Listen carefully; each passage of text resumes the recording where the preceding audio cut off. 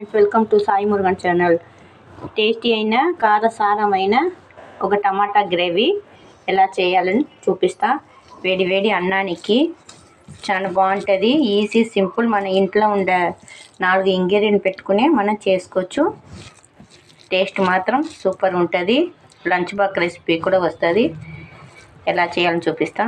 Tasty ఈ టమాటా gravy రండి.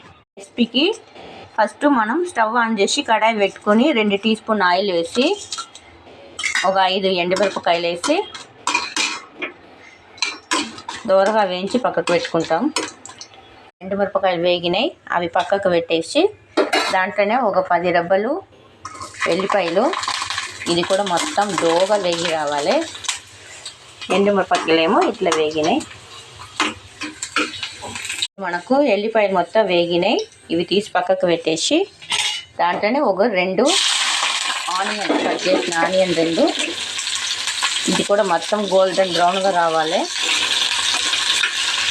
ఎండుమిరపకాయలని, ఎల్లిపాయలని powder చేసుకుంటాం. చేతుంటే ఇది నలిపేసుకోవాలి.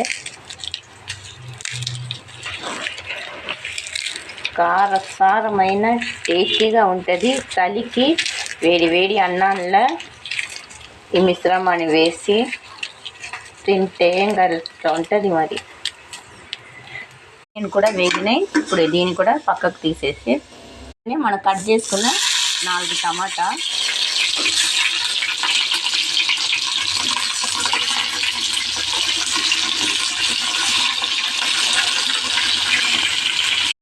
ఇప్పుడు దీంట్లో కల్లి పొట్టంతా బయటికి తీసేసి ఇది కూడా మనం ఇందాక వేయించిన దాంట్లో వేసుకుని కలిపేసుకోవాలి.